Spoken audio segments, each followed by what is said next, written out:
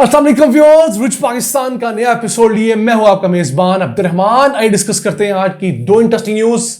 पाकिस्तान से तेल के एक्सपोर्ट्स में मुसलसल इजाफा रिकॉर्ड किया जा रहा है। गुज़िश्ता 8 माह के फिगर्स आए हैं। इस दौरान पाकिस्तान ने 40 lakh barrel furnace oil export किया है। पाकिस्तान के पास पहले ये एक्सपोर्ट सरप्लस नहीं था। अगर पाकिस्तान इस फर्नेस ऑयल को पेट्रोल और डीजल में कन्वर्ट करे तो पाकिस्तान के प्रॉफिट में कितने बिलियन डॉलर्स का फायदा हो सकता है, वो डिस्कस करेंगे। जबकि आज की दूसरी खबर, ननकाना साहब, जहां पर सिखों की छोड़ी हुई हजारों एकड़ अराजी है जिस पर काबिजीन इस वक्त काबिज हैं, उन तमाम काबिजीन को किराएदार बनाने का फैसला किया गया है। और इस इलाके के अंदर कुछ 16,000 एकड़ रकबा ऐसा है जो कि महकमा मतरूका वक्फ इमलाक का है। इससे कितने करोड़ रुपए की आमदन हो सकती है और मुल्क भर में इस इदारे की 1,09,000 एकड़ रकबे से कितनी आमदन मुतवक्के है, यह आपको प्रोग्राम के दूसरे हिस्से में बताएंगे। लेकिन पहले चलते हैं पाकिस्तान से होने वाली तेल के एक्सपोर्ट्स। फर्नेस ऑयल पाकिस्तान ने गुज़िश्ता 8 माह के दौरान 5,35,000 टन एक्सपोर्ट किया है। इससे अगर बैरल्स में कन्वर्ट करें तो 40 लाख बैरल हम लोगों ने फर्नेस ऑयल एक्सपोर्ट कर दिया है। पहले ये सारा फर्नेस ऑयल पाकिस्तान में इस्तेमाल होता था, पाकिस्तान के पावर प्लांट्स चलते थे। अब उन पावर प्लांट से बिजली का एक यूनिट 50 से 55 रुपए का पड़ता है अगर हम इस फर्नेस ऑयल से बनाएं। तो हम इसे एक्सपोर्ट कर रहे हैं, इससे हमें ज़र मुबादला भी आ रहा है। अगर इसी फर्नेस ऑयल को हम लोग पेट्रोल और डीजल में कन्वर्ट करें मजीद बेहतर रिफाइनरीज लगाकर, तो यही फर्नेस ऑयल पाकिस्तान की एक बहुत बड़ी पेट्रोल डीजल की जरूरियात पूरी कर सकता है।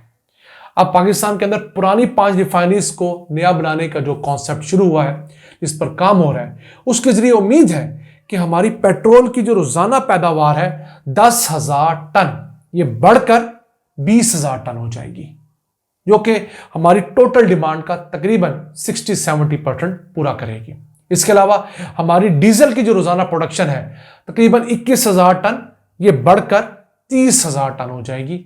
तो डीजल हम ऑलरेडी अपनी जरूरत का 65% पाकिस्तान में रिफाइन कर रहे हैं, तो इस एडिशन के बाद हम करीबन 80% डीजल मुल्क के अंदर रिफाइन कर रहे होंगे और पेट्रोल भी कुछ 70% हम मुल्क के अंदर रिफाइन कर रहे होंगे।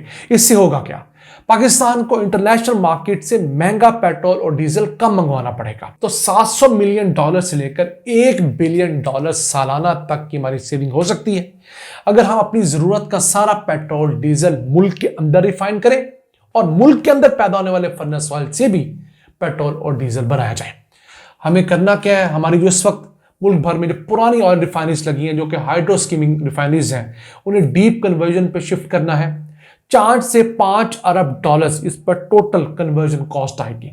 तो अगर हम 5 अरब डॉलर्स लगाकर 4-5 सालों में अपनी तमाम रिफाइनरीज डीप कन्वर्जन रिफाइनरीज पे ले जाते हैं और हर साल हमें 1 बिलियन डॉलर्स बचना शुरू करता है, तो सोचिए कि ये हमारा तमाम खर्चा 5 साल में पूरा हो जाएगा और उसके बाद स्काई इज द लिमिट है। तो इस मुल्क में अल्लाह ताला ने कदम कदम पर पोटेंशियल्स रखे हुए हैं। हमारी बदकिस्मतियां समझ लीजिए, हमारी नालायकियां समझ लीजिए कि हमने उन पोटेंशियल से वो फायदा नहीं उठाया जो हमें मिन हैसुल कौम उठाना चाहिए था। अभी हम उस ऑयल की बात नहीं कर रहे जो हम अपनी जमीन से निकाल सकते हैं। हम सिर्फ इतना कह रहे हैं कि पाकिस्तान जितना क्रूड ऑयल दुनिया भर से इंपोर्ट करता है, उस क्रूड ऑयल को पूरे तरीके से मुल्क में रिफाइन नहीं कर पाते। उसमें से 40 से 60% हम रिफाइन करते हैं, बाकी जो 40% बचता है वो हम लोग दोबारा एक्सपोर्ट कर देते हैं फर्नेस ऑयल की शक्ल में।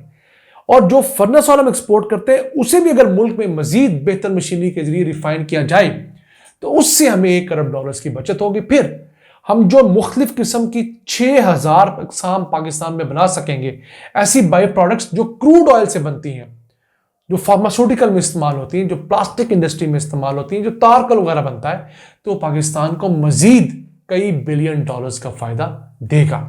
हमारी आवाम को सस्ता पेट्रोल मिलेगा, अच्छी क्वालिटी का पेट्रोल डीजल मिल सकेगा और दीगर प्रोडक्ट्स के आने से पाकिस्तान में नई लाखों जॉब्स क्रिएट करने का पोटेंशियल मौजूद है।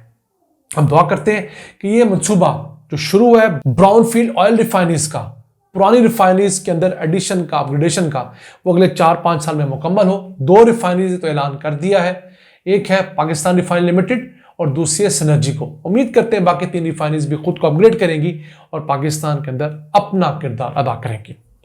इसी से चलते हैं ननकाना शरीफ, जो कि सिखों का सबसे मुकद्दस मुकाम है, क्योंकि यहाँ पर बाबा गुरु नानक की पैदाइश हुई थी। इस इलाके में सिख हिजरत करते वक्त 16,390 एकड़ जमीन छोड़ गए थे, जो मतरूका वक्फ इमलाक बोर्ड के पास आई। इस जमीन के बड़े हिस्से पर मुकामी आबादी ने कब्जा किया है, बड़े बड़े जिम्मेदारों पर काबिज है। तो इस महकमे ने फैसला यह किया है कि इन तमाम जिम्मेदारों को जिस पर ये काबिज है, उन तमाम को किराएदार बनाया जाएगा लीगली, और उनसे बाकायदगी से किराया लिया जाएगा। ये एक अच्छी एडिशन है। आज से 4-5 साल पहले ननकाना साहब से सिर्फ 90 लाख रुपए सालाना आमदन होती थी। यानी ये सारी 16,390 एकड़ जमीन 550 रुपए सालाना पर ठेके पर दी हुई थी। उस इलाके में कम से कम जमीन का ठेका 1 लाख रुपया एकड़ है। हम 50,000 रुपया भी अज्यूम कर लें तो ये 16,390 एकड़ सालाना 80 करोड़ रुपया ठेका दे सकती है। तो देखिए कितना बड़ा पोटेंशियल है इस जिले से। इसके अलावा भी ये तमाम महकमा जो है मुल्क भर में 1,09,369 एकड़ पर जो है मालिक है, जो जमीन हिंदू, सिख या ईसाई यहां से जाते हुए पाकिस्तान में छोड़ गए थे। तो उसमें से अभी भी 30-32 हजार एकड़ पर कब्जा है। वो कब्जा ऐसा वागुजार भी करवाया जा रहा है। 150 अरब रुपए की जमीन इस महकमे की मलकियत है, कम से कम डीसी रेट पर कैलकुलेट करें तो। इसके अलावा शहरों के अंदर कोई 15,619 प्रॉपर्टीज हैं, कोई 2 दर्जन के पास प्लाजे हैं, मकानात हैं, न जाने क्या कुछ है। तो अब फैसला यह किया गया कि महकमा जियो टैगिंग के जरिए स्पार्को की सैटेलाइट इस्तेमाल करते हुए ननकाना साहब की सारी जमीन को देखेगा, उसको लोकेट करेगा, कौन सा रकबा, कितने एकड़, कितने कनाल, कितने मरले किस गांव के अंदर मौजूद है, उसे लोकेट करने के बाद दिया जाएगा। हम दुआ करते हैं और उम्मीद करते हैं और रिक्वेस्ट करते हैं महकमे से कि ओपन ऑक्शन के जरिए काबिजीन को आप जरूर जगह दीजिए। लोग आके ओपन बिडिंग के अंदर बताएं कि ये जमीन है, 10 एकड़ का पैच है, 15 एकड़ का पैच है, 3 एकड़ का पैच है, इसका इतना ठेका हम सालाना दिया करेंगे, इतना किराया होगा, वो जमा करवाएं और वो जमीन खुशी से लें। और हर 5 साल बाद ये जमीन का ठेका रिवाइज होना चाहिए और हर साल उसके अंदर 10-15% जो रूटीन का रेट है एडिशन भी होना चाहिए, ताकि इस महकमे को हर साल खूब सारी आमदन हो। वैसे इस साल के 7 माह के दौरान महकमे ने 1,95 करोड़ रुपया जमा किया है। यह रकम पहले करोड़ों में होती थी, अब बढ़कर अरबों रुपए में हुई है। और इस साल इनका टोटल जो हदफ है, टारगेट है, वो 3,70 करोड़ रुपए है। हम कोशिश करेंगे कि इस महकमे किसी आला अफसर के साथ इंटरव्यू करें, उनसे पूछें कि वो मजीद इस मामले में क्या आगे बढ़ रहे हैं, क्या सोच रहे हैं और किस तरह इन पैसों से पाकिस्तान में आने वाले या पाकिस्तान में रहने वाले अकलियतों का फायदा किया जा रहा है। आज के लिए इतना ही। अपने मेजबान अब्दुल रहमान को इजाजत दीजिए। अल्लाह ने के बाद।